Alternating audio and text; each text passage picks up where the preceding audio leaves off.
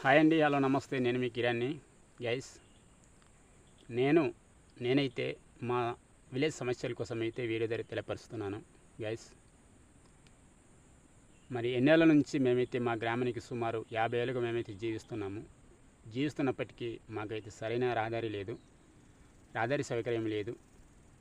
మేము పండించే పప్పు దినుసులు కానీ, అల్లం కానీ, అలాగే పసుపు కానీ, కాఫీ కానీ, అనేకమైన రకరకాల పంటలు కానీ మార్కెట్కి తీసుకెళ్ళాలంటే చాలా ఇబ్బందికరం అండి. మేము ఒకటే మొత్తుకుంటున్నాము, మరి ఈ ప్రభుత్వం వచ్చి మరి ప్రతి గ్రామానికి కూడా రోడ్ సౌకర్యం కల్పిస్తామనేసి హామీలు ఇచ్చారు.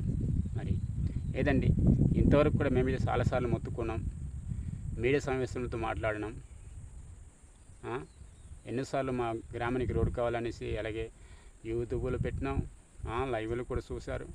అలాంటిది ఎప్పటికి కూడా మాకు ప్రభుత్వం పట్టించేసుకోలేదా సార్? మీకు ప్రజలు ఎందుకు నమ్మి ఓటేయాలి సార్? ఎందుకంటే ఒక నాయకుడు ఉన్నాడు, వాడిని నమ్మి ఓటేస్తే మాకేదో మేలు చేస్తారనేసి మీకు నమ్మకంతోనే ప్రజలు ఓటేస్తారు సార్. అలాంటిది మీరు ప్రజలకు ద్రోహం చేస్తున్నారు. ఎందుకు ద్రోహం చేస్తున్నారు? మీరు ప్రజల సమస్యలు తీర్చడానికి మీరు ఒక రాజకీయ నాయకుడు ఉంటున్నారా, లేకపోతే వారిని నమ్మించి ఓటు వేసుకొని మీరు మర్చిపోతున్నారా? నాకే తెలియట్లేదు సార్. ఎన్నో సమస్యలు ఉన్నాయి సార్. ఏజెన్సీ గిరిజన ప్రాంతంలో చాలా సమస్యలు ఉన్నాయి. ప్రజలకు మంచినీటి సమస్యలు ఉన్నాయి, రోడ్డు సమస్యలు ఉన్నాయి, చాలా ఉన్నాయి. కానీ మీరు అదంతా వదిలేసి ఎప్పటికీ జగన్మోహన్ రెడ్డి గురించే జగన్మోహన్ గురించి ఏడుస్తుంటారు సార్. అధికారంలో ఉన్నది మీరా, జగన్మోహన్ రెడ్డా? ఇది మీరు ఒక్కసారి ఆలోచించారు సార్. ఎందుకు సార్ ఎప్పుడు చూసినా జగన్ గురించి మాట్లాడుతుంటారు? మరి అధికారంలో ఉన్నది కూటమి ప్రభుత్వమా, వైసీపీ ప్రభుత్వమా? మరి ఈ అధికారంలో ఉన్నది కూటమి ప్రభుత్వం కదా, మరి ఏ జగన్ చేస్తారా? మీరు చేయాలి కదండి సార్. మీరు అధికారంలో రాకుండా ముందు మరి ప్రజలకు కొన్ని హామీలు అయితే ఇచ్చారు, హామీలైనా నెరవేర్చారు సార్ మీరు? సార్, మిమ్మల్ని ప్రజలు నమ్మి ఓటేసి మిమ్మల్ని గెలిపించారు. మీరు ఒక్కసారి ఆలోచించాలా? ఆ నమ్మకం కోల్పోకూడదంటే మీరు ప్రజలకు మేలు చేయాలా? ఇప్పటికే 2 ఏళ్ళు గడిచిపోయినాయి, 3 ఏళ్ళు ఉన్నాయి. ఇంకేం చేస్తారు సార్ మీరు? సార్, మా గ్రామం కాదు సార్, చాలా గ్రామాలు ఉన్నాయి, చాలా సమస్యలు ఉన్నాయి.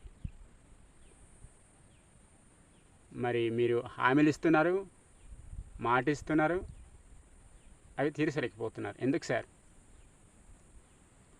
ఎప్పటి చూసినా వైసీపీ వాళ్ళ కోసం, జగన్ కోసం వాళ్ళని తిట్టుకోవడం తప్ప ప్రజల సమస్యల కోసం, ప్రజల కోసం ఆలోచించారు సార్.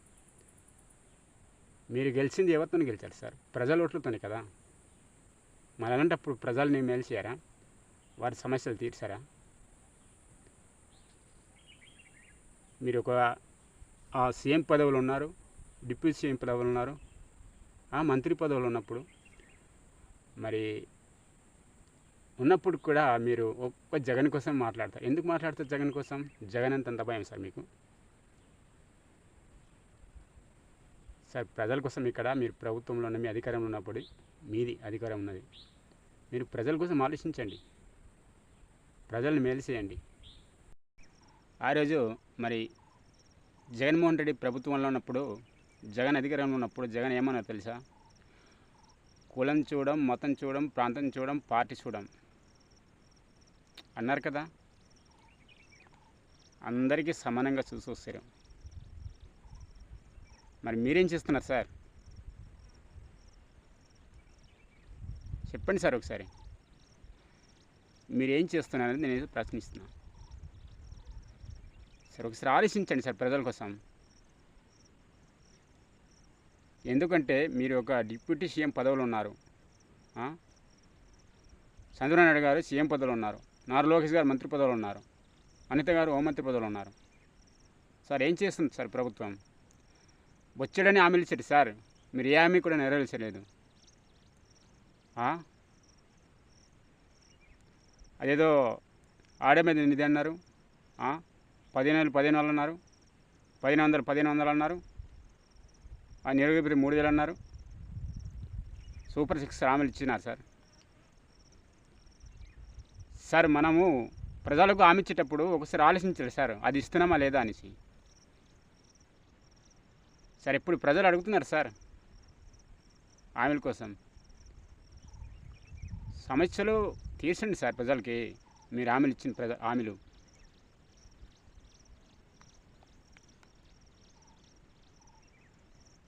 సార్ ఈ వీడియో ఎందుకోసం చేస్తున్నాం సార్, మేము కూడా ఏజెన్సీ గిరిజన ప్రాంతం ఎంతో మారుమూల గ్రామాల్లో జీవిస్తున్నాం సార్. మేము కూడా అలాంటి సమస్యలతో బాధపడుతున్నాం, రోడ్డు సమస్యలతోని. సార్ ఎప్పటికో మా గ్రామానికి రోడ్డు కాలు ఎన్నోసార్లు మొత్తుకున్నాం సార్, కానీ ఇప్పటిదాకా ఎటువంటి రెస్పాన్స్ అందుకోసం వీడియో చేస్తున్నాం సార్.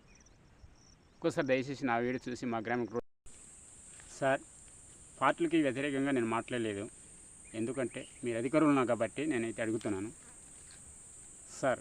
మా గ్రామానికి అయితే రోడ్డు కావాలనేసి నేను మొత్తుకున్నాను సార్.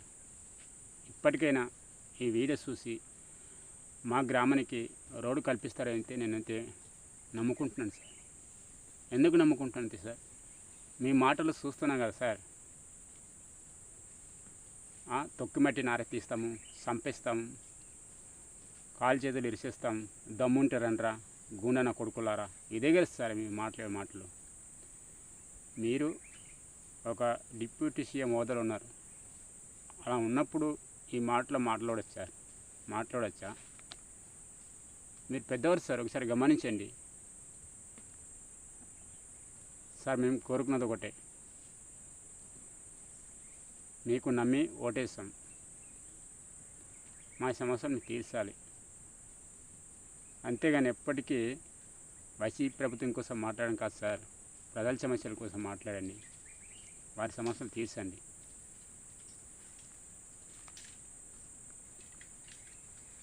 గైస్, ఈ యొక్క నా వీడియో ఎందరైతే చూస్తున్నారో మరి కామెంట్, లైక్, షేర్ చేయండి. అలాగే నా ఛానల్ని కొత్తగా చూస్తున్నారైతే తప్పకుండా సబ్స్క్రైబ్ చేసుకోండి.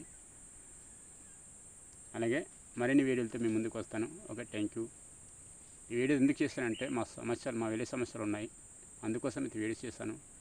ఎన్నోసార్లు కూడా యూట్యూబ్లోను ఫేస్బుక్లోను మరి ఎన్నోసార్లు దరఖాస్తులు చేస్తాం, మరి మీడియా ద్వారా మాట్లాడడం జరిగింది మా రోడ్డు సమస్య కోసం, కానీ ఇప్పటివరకు ఎటువంటి స్పందన లేదు. అందుకోసం అయితే నేను వీడియో చేశాను, మరి సమస్య తీరుస్తారనేసి. Okay, thank you, bye bye.